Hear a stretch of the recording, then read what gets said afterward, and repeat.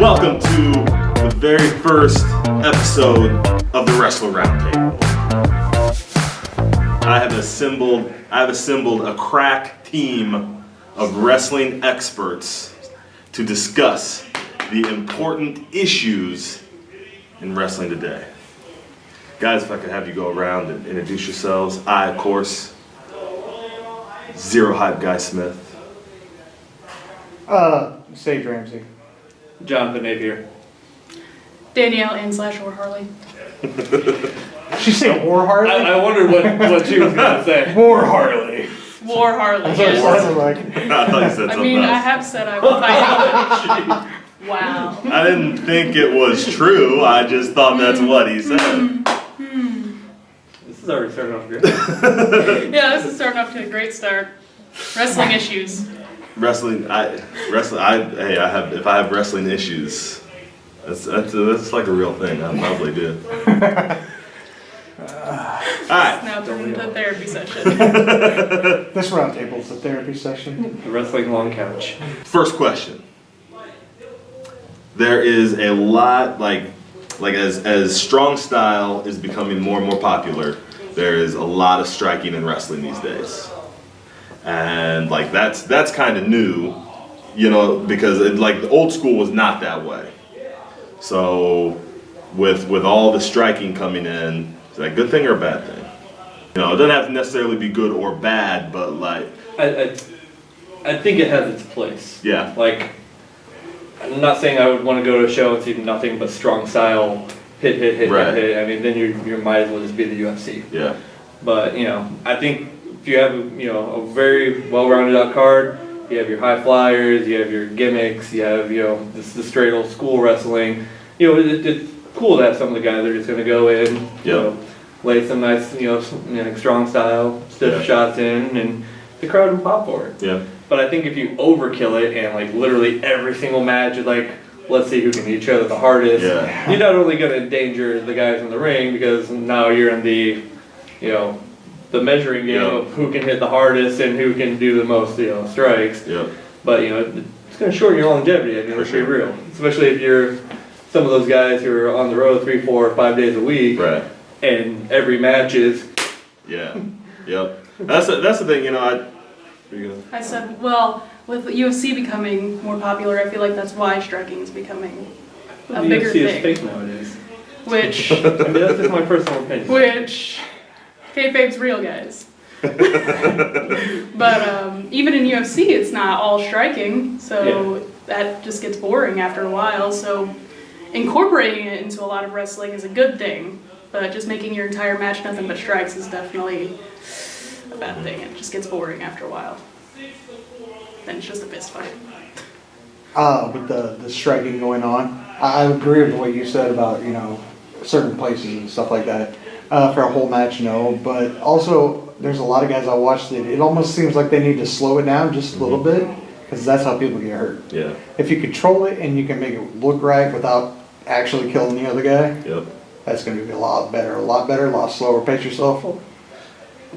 I'm not a big fan of forearms anyway. Right. I never have been. I was taught to punch. Yeah. And that was one of the hardest things to learn, is to punch somebody without knocking them out. Yeah. And now everybody's going to these elbow strikes that are just anybody can do. Yep. I guess it's okay, but not for me. Well, also, if you sit there and if you have a well-rounded match in general, that big strike being a big pivotal point in the match can be a great thing. Yep. As long as but if the beginning of your match is hard strikes, you do a quick rest hold, then more hard strikes. When you get to that big point in the match where you need some big, whether it's a super kick or a punch or forearm headbutt, you've killed the luster of it because your whole match has been punch, yeah, kick, yeah, all strikes, throttle. yep.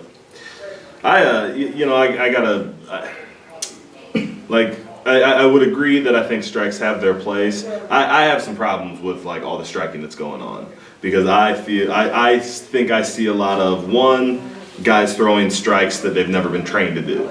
I think there's a thing.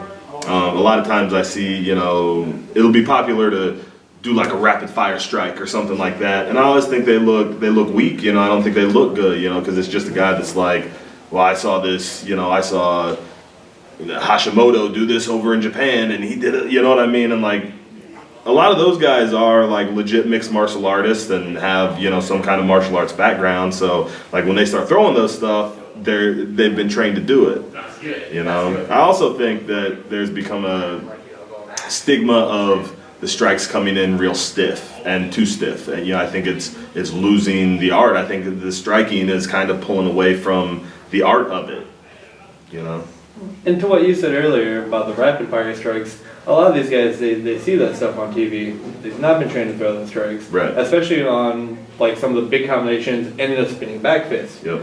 If you don't know what you're doing and you That's how you whip knock around somebody's really teeth out. fast, you could hit that guy in the ear, blow out his Yeah. eardrum, you could Temple. catch him right here, you can catch him in the temple, Yep. you could hit the dude in the throat. Yep. You know And all I about mean- the temple. And if you're Yes, I if you're do. swinging really fast and you catch a guy right there, Yep. because he's selling like this, and you, I'm sorry, match over. Just hearing that, Like, and seeing that, just and that was light. Just imagine that, full speed Oh no, with I like know. a all full this enclosed cringe, like- fist. No, somebody get That's knocked mass out. match over right Yeah. there. As soon as I woke up. As soon as you look up. Yeah. But it'd be in the back afterward. Guy better have his bags packed in the car, down I-55 somewhere.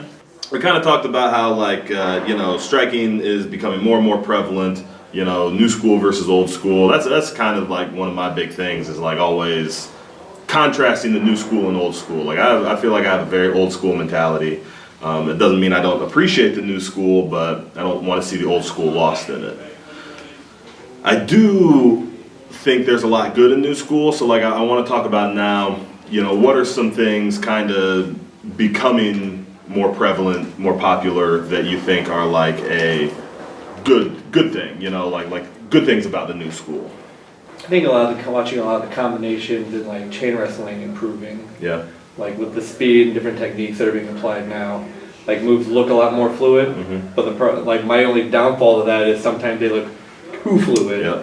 and it looks like Doesn't look hey, like a struggle We're anymore. doing ballet gimmick here, Yeah. where it's you roll, I roll, you tuck, I Yeah. drop, you go over. But like a lot of it though, if the pace is right and the timing is right, I think the new school approach on a lot of the chain wrestling is really good. Yeah. I mean, I'm like you though. Very old school mentality. I like good solid chain wrestling. You crank the arm, you make it look like you make it count. Right. Because if one of the other downsides is they don't have time to sell that. Yeah. You and I are doing a spot and we're tumbling over each other. They don't see it. Yeah. They don't see the expression on your face. They don't see me going Yeah. You lock me in arm drag and like you're instantly rolling me, no doing this, pain, that, and no the other. emotion. I'm just going whoa. As opposed to you're a big guy. You give me an arm bar and like Yeah. you don't get to see that with hmm the fast paced. Like anytime you watch much of any of that, there are a few guys who can still pull it off, Yeah. and they'll sell the hell out of it. But a lot of guys are just so used to just going through the motions at this point. It looks cool and it's very well done, but it loses the the selling factor Right. of the actual pain of the moves. Yep. I don't want to keep going off of what you're saying, but you're nailing it all pretty much with the selling and stuff. And I think the new school, I do like a lot of it. Okay, I don't know if it's a lot, but I like the fact that they're a little more innovative than they used to be, because I'm seeing a lot more different kinds of reversals from what we were originally taught. And I do like that. I wish they would slow it down so there could be more selling, because to me, if somebody's getting blasted and worked over, and then 30 seconds later they're fine, Right. it's killing the art, and it's not as believable as we were taught to do it. Yeah. That's my biggest problem with it. The creativity part is definitely the part that I like the most about it. It's how creative the wrestlers can get with how they transition through moves. But I feel like, and the fans follow it, but I feel like they don't know what they're doing either. So there's pluses and negatives with that. They're like, oh, that was super cool, but they also don't know that there's an arm wringer and a hammerlock in there. They just saw a bunch of cool stuff and creative reversals. Yeah. But the creativity is great, because creativity is always good, but It's going back to where Just, they need to slow down the show. yes. Yeah. I think it's good. I kind of like what everybody's saying. What I see, there's a lot more freedom in style now. I feel like. What do I mean when I say that? So used to be, we see a lot more smaller guys coming in, and it used to be, if you were a smaller guy, you better be a high flyer. And all the big guys kind of, you could either be a brawler or you could be a technique guy, right? Now, you could be a technique guy, you could be a submission guy, you could be a martial arts guy, and then like each of those have their little substrates, you know what I mean? Well, and even the bigger guys are hitting a lot of these like kind of flippy, high flying, Braun Strowman doing nip ups in a match. Yeah. Every time when I see a guy that size who's like completely jacked, the last thing I ever expect to see is him roll back and do a nip up, and then take a guy into an arm drag, and I'm just like, Barry Corbin's another one. He's just as fast for a big guy, and it's crazy. Big Cass is going to come back and be the same way, I'm sure. Then on the flip side, you see, guys like Daniel Bryan, who like his style. He does a lot of submission stuff, but you watch his style. His style is like a power based style. You know, I would say the same thing about Apollo Crews. He does a couple real cool flips, but he's like a power wrestler. When you actually watch him work a match, he's a little bit more of a power wrestler, and he's what? A lot of those guys who they got like you were saying with like the size and the physique and whatnot.